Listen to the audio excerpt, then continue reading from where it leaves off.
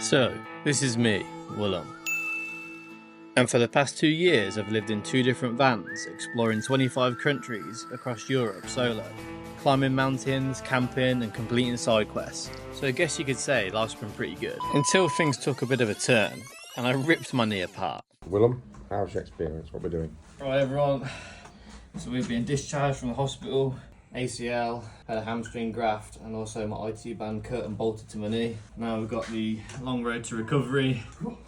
So after waiting nearly 12 months, after ripping my knee apart skiing in Italy, I couldn't wait for the NHS anymore. So I came back to the UK, took out a bank loan and paid to have my knee reconstructed. And when you're someone that lives in a van full time, makes content about living in a van full time and gets paid by brands to do this, having to come back to the UK, not being able to walk and live in your uncle's spare bedroom, I guess you could say things took a bit of a turn.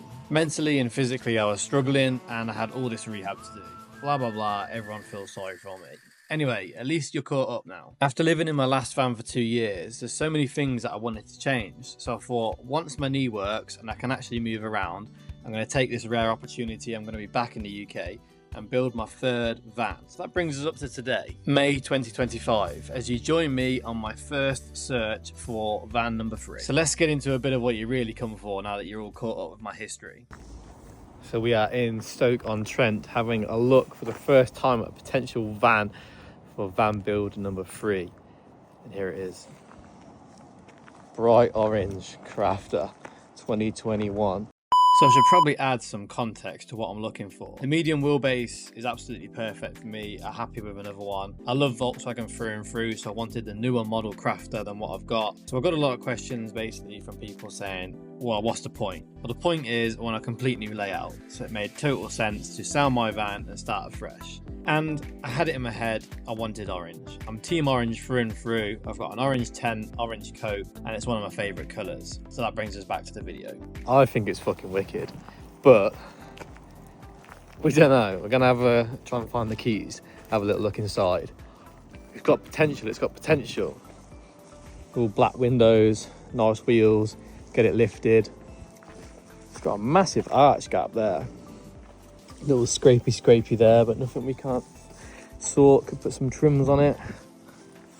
Interesting. The only thing that puts me off about these orange ones, because they were basically resprayed from factory for business use and to keep costs down, they basically are the basic white vans just with the outside painted orange, but with the doors open it looks like, it just looks shit to be honest, but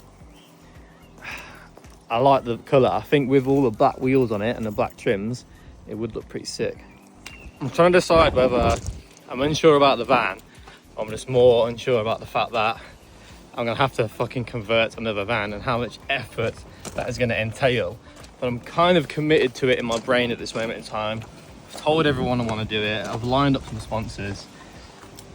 I just have put a few time constraints on myself, but I think I've got some food for thought with this one.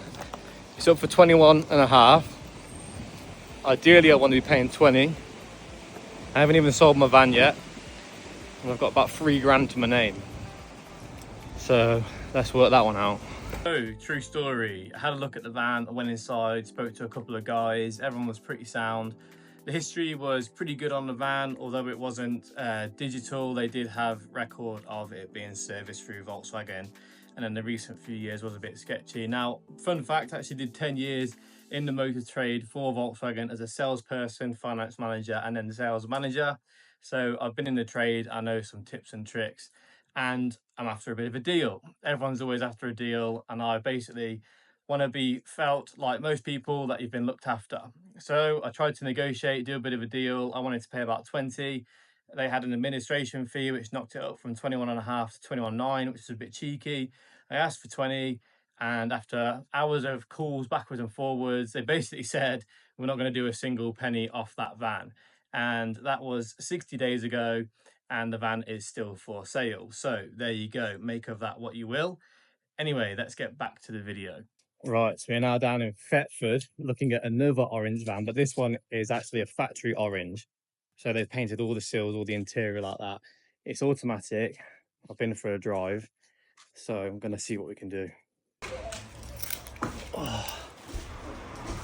So it feels a bit strange having to start all this again. So after talking to the team down at Thetford, it's a pretty new establishment and the people there have got many years in the trade, as I could tell instantly from my first inquiry. I can pretty much tell straight away when I'm talking to people in the trade if they're good or if they're not good. My biggest advice to you would be go with your gut. If the van feels wrong or the people feel wrong, it's your hard-earned cash.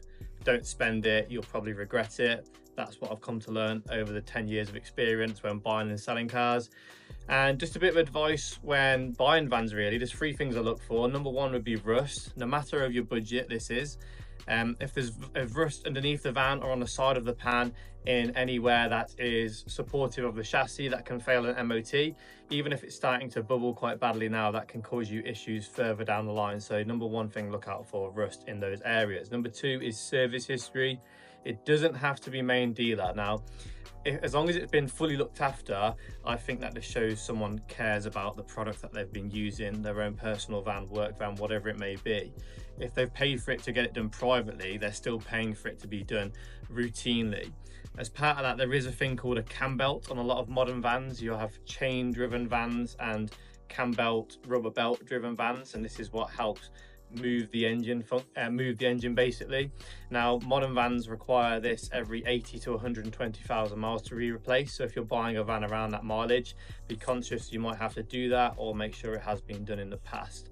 There's all sorts of serviceable things. Just look up online what your van you're looking at might need. It can need automatic gearbox changes, brake fluid changes, oil pads, discs, loads of different things you might not be aware of that can add up quickly to thousands of pounds. And number 3 would be stay away from self-converted vans unless they can show you documentation of what they've used, how they applied it.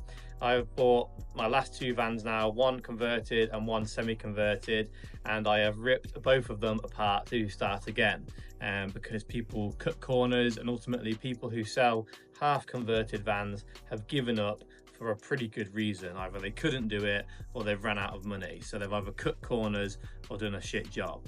So that's my general advice. Any other questions, let me know down below. The guys looked after me. We came up with a bit of a deal. I got it for a price I was happy with, not the price I wanted, but I was looked after. And then here we go. And guys, today is the day. After 2 vans, 25 countries, and 2 years of full-time van life, we are finally getting our 3rd van to build.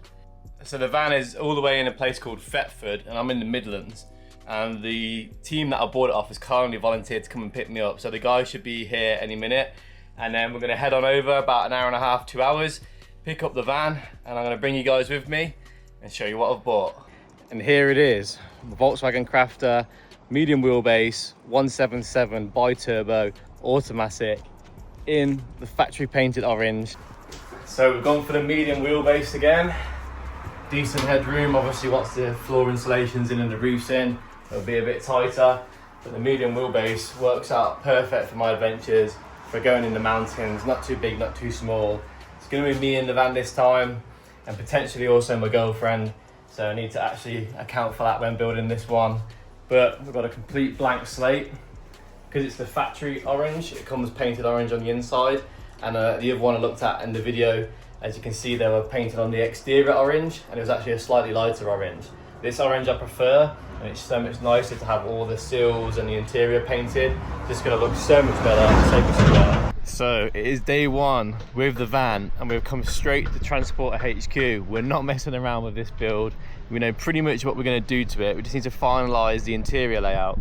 We're coming over here to pick up some accessories. They're supporting me with this journey. Awkward on camera, but because I know you and like we can talk like this, I'll be okay. But like if I present to the camera, then I'm like, oh, you can't do this. I struggle. So we're here with Mitch from Transporter HQ, and they've kindly agreed to sponsor this build. And then we've got some quality parts to put forward to you. So Mitch, talk us through what we've got in these boxes. Right, okay, so we've got quite a few bits here. Your wheel carrier, have that on the back, spare.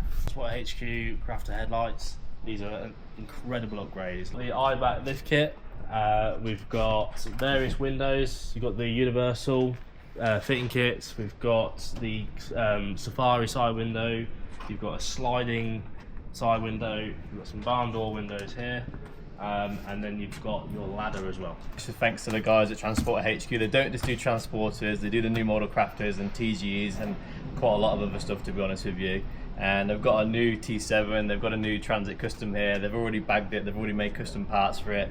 Anything you need, get down to there. And now we're just going to get this all loaded in, and it's day one. We've had the van not even 2 hours and we're already getting stuff in the van. Looking forward to getting this build well and truly started. So we've got all the stuff from Transporter HQ. I actually found out, well, I already knew this, I wasn't insured on the van, so I've just quickly swapped the insurance over. I'm going to take a nice steady drive home now of all the parts. Take a nice steady drive home now of all the parts, and we're going to start the van build next week. But I'm just assembling all the little bits and bobs to the exterior so I can crack on with that straight away.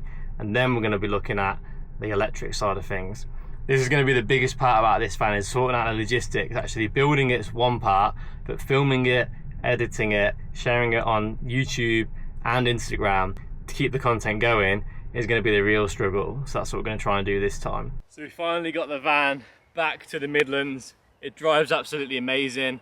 I've already been and picked up a load of kit from Transporter HQ. I'm going to be converting this medium wheelbase into an off-grid home on wheels to live in full time, and eventually ship it to South America to drive the Pan Am Highway south to north.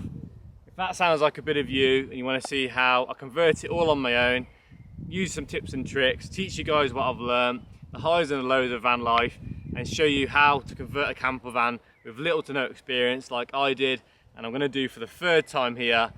Like, follow and subscribe, and welcome to Van Build Season 3. Yeah, bosh.